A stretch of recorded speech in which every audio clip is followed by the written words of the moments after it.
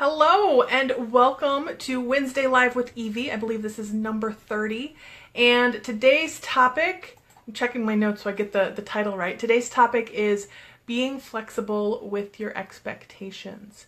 So while people find us here live, I am going to go ahead and share this to the event and to my personal page so people can easily find it. While I am waiting for that to load so I can share that out, I want to invite you to, if you haven't already, to head over to my website and pick up your copy of How to Choose Priorities When Everything is Important. And I'm sure we've all been there when there's so much to do and we want to just dive in and get it all done, and we get, started on one thing and then we remember something else we need to be doing, so we stop doing that and we jump into something else, and then we're trying to figure out how far through this am I, and we're just feeling completely overwhelmed and don't know what to do next. And How to Choose Priorities When Everything is Important is just a way for you to take a step back, get all of that noise that's happening in your head out of your head onto a piece of paper, and then a way to prioritize it so that you can really understand the difference between the things that really need to get done and the things that you want to get done but really aren't important right now.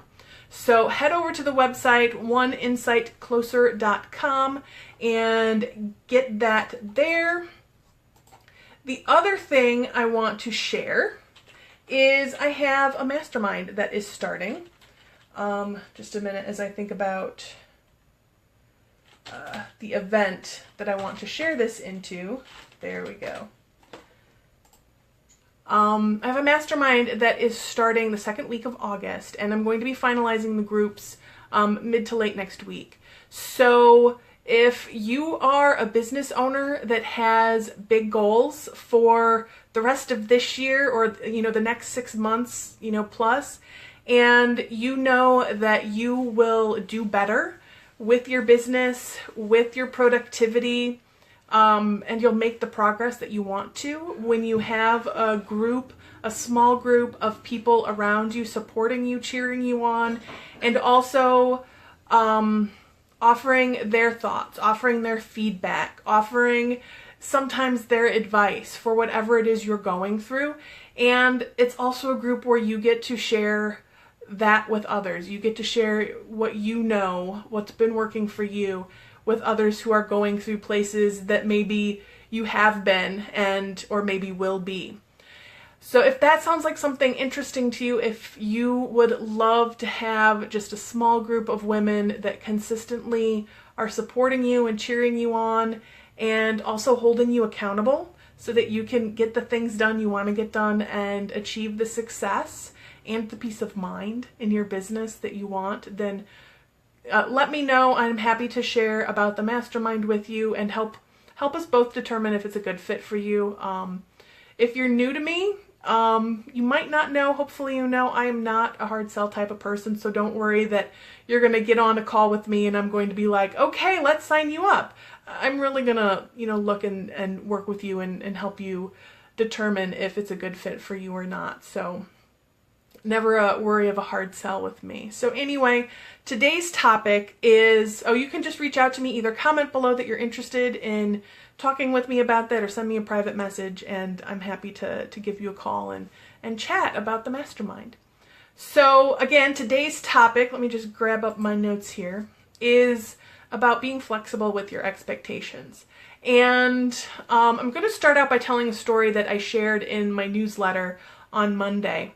And I try to get out for a walk along the Fox River, once or twice a week. It just depends on my schedule and what's going on. And Monday mornings usually tend to be a good day for me to head out there and walk. And I love being in nature. I love the river. And we've gotten a lot of water here in northern Illinois over the last couple of weeks. And as a result, the Fox River is rather high. It's at flood stages. There's farther upstream, there are bridges closed. And there's not quite roads closed. you know, where I am, but there's places where it won't take a lot to cause that to happen. The river is really quite high right now. And as a result, the park that I normally go to park the car and then cross the river and head up the path, the park is closed. And I choose that park for two reasons. One, it has a bathroom, and two, there's a pavilion there so I can sit and I can do work after the walk if I want. Excuse me, I'm gonna take a drink of water. And so that's where I like to sit or to park. However, the park was closed because of the high water. So even the parking was closed. So I decided that I just go across the river, park there. Okay, Mary, I see you're messaging me, but I can't read it. So sorry about that. So anyway, park on the other side of the river and did my walk and just knew that I wasn't going to be sitting there doing any work that day just because of the pavilion being closed. So anyway, went on my walk, had a great walk, came back, sat and just enjoyed the river for a little while and seeing how quickly it was moving. And then, got in the car and was heading out. And as I was leaving, I saw that there were some bikers that were entering the park that's on the northeast side of the road. So it's on the east side of the river and on the other side of the road from where I would normally park.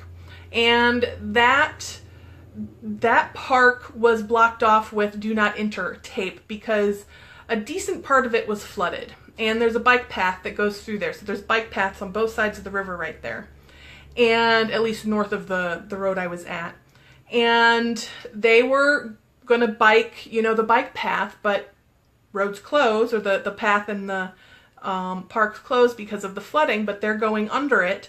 And I could see that a little bit ahead of them, the path was under, and I couldn't quite tell how much water it was under, but it was flooded for probably a good, maybe, 6 to 10 feet. I'm in my car, I couldn't quite tell. And I was worried for them because you can never tell how fast water is moving. Even if it looks still on the top, underneath it can be churning. And so I was kind of concerned for them. And it looked like they made it through the water fine, but I was wondering if they realized that there were some other options available to them.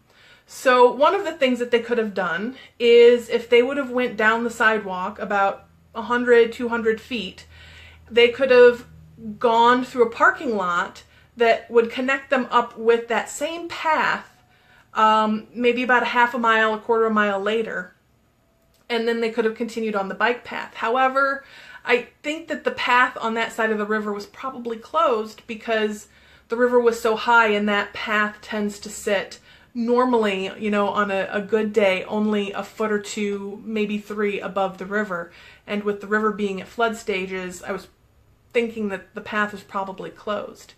The other option that they had would have been to continue their bike ride on the path on the other side of the river, because that path is much higher than the river and it doesn't flood. I mean, if that path floods, the river's like super, super high and there's a huge problem and you wouldn't be able to get to it anyway. So, there were other options available to them. And I wondered, as I was writing my newsletter and earlier when I saw them going, if they had, what their reasoning was for wanting to take that particular path. Was it that they were meeting up with somebody on that side of the river before they could get back across? Because it's a few miles before you can cross the river, before you find a spot where you can cross the river going north there. Was it just that they had it in their mind that this was the bike ride that they were going to go on today? I don't know what their reasoning was, but there were other easier options available to them to have a safe and enjoyable bike ride rather than potentially putting themselves in harm's way with the water flooding. And maybe I just have an overly healthy fear of water. I know how to swim. I'm not afraid of water at all, but I also know that you need to be careful of it. Like, you don't drive through water that's super high, because water amazes me because it is such a calming and life force to us. I was drinking water, but at the same time, it is so powerful, so very powerful. And it needs respect. So anyway, going back to the being flexible with your expectations, when in your business do you find yourself doing that, where you are so set on a specific outcome that you miss some of the details that might make it more enjoyable, or you're so set on this is the path to the outcome that maybe you miss there's another path that would be so much easier to this. An analogy that has come up that I've heard in 3 different ways over the last couple of weeks is the analogy of a brick wall. So when you come to a brick wall, what do you do? So do you hit the brick wall and get upset with it because it's in your path? Do you sit down and go, oh, well, now this isn't going to work out for me, so I'm just going to sit here and, this is just the end of it? Do you try to bust through the wall? Do you try to strategize your way around the wall? Or do you look for other options? Do you say, okay, this path is blocked for whatever reason, what else is available? And sometimes you just need to sit with the brick wall for a minute and see what else is available. And I think that can be the hardest thing to do, because we want to instantly figure out how we can get up around the brick wall, either over top or off to the side. But just sitting with the brick wall for a minute can be just hard for us. But sometimes when you just sit with it for a minute, you see other possibilities emerge that you would have never noticed if you would have just gone into, how can I get around this obstacle? How can I break through this obstacle? And I was talking with a friend of mine yesterday, and she said that she had really enjoyed the story, and she drew an analogy that I didn't even intentionally put in there. She said that she was struck by how the bikers, were like, okay, I need to go under the tape so that I can have the experience that I'm expecting to have today. Versus I noticed that the experience that I expected to have, where I was going to park, that was blocked. I just went, okay, so my other option is over there. I'll just park over there and have a good walk. And, that was the end of it. So, where do you find yourself doing that in your business? Either easily finding, a way around, in which case, congratulations, or hitting a brick wall and trying to figure out how you're going to break through it or have the exact experience you expect anyway. So some of the things to watch out for, because sometimes it's really easy to say, okay, yeah, when I hit a brick wall, this is what I should do. But when we're in the moment, or even when it's happening to us, we don't notice it. So some things to look out for here are you tied maybe to a certain way of doing things? Do you find yourself doing something just because it's the way you've always done it? Maybe that's an opportunity for you to take a step back and say, okay, is there maybe a different or a better way to do this? Just because this is always the way that I've done it, it doesn't mean that this is always the way that I need to do it. Sometimes we're tied to the ways that we think we should be doing something.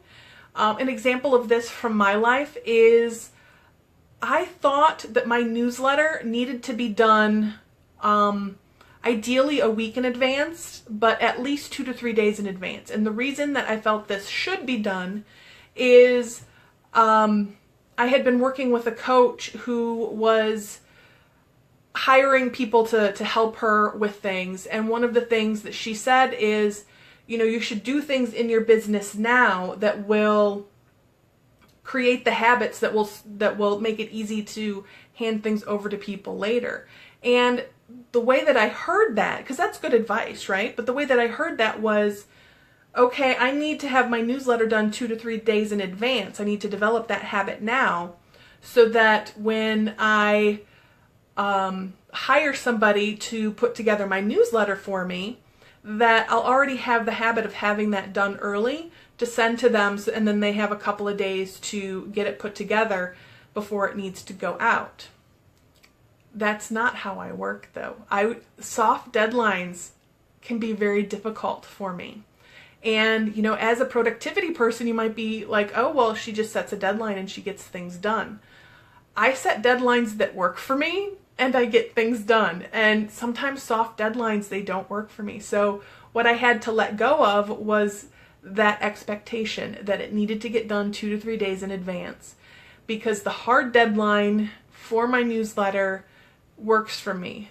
That's when it takes the least amount of time and it gets done. Does that mean sometimes it doesn't get out until Tuesday because I couldn't quite figure out how or decide what I wanted to write about? Yes, sometimes it doesn't go out until Tuesday. Is that okay? Yes, that's okay. That's what works for me. So I know for myself, the newsletter goes out Monday afternoons, and Monday morning, I'm going to be writing the newsletter. That's what works for me. If and when I get to a point where I want somebody else to put together the newsletter for me, and, you know, that could be a should too, because there are plenty of very successful business owners that put together their own newsletter because they want to, you know. But if or when I decide I want to do that, does it need to get to that person a couple of days in advance? Yes, but then that's a hard deadline. That's a deadline where it needs to get to them so that they can have time to do their thing with it. And that will work for me because I work best with hard deadlines. So it doesn't matter whether I'm writing it on Monday or if I'm preparing it, you know, on a Thursday or a Wednesday for someone, it'll get done. You know, if I know that I'm going to be gone on Monday, then I'll decide, do I want to send the newsletter out on Tuesday or do I want to write it on Thursday or Friday? The point here isn't what day it gets done. The point is I'm being intentional about it. So with the being flexible with your expectations, what works for you? What are you expecting to go a certain way for whatever reason? And is there another way to look at it? Is there another way to achieve the same results with less frustration and less pounding at that brick wall or going under the caution tape? So let's see.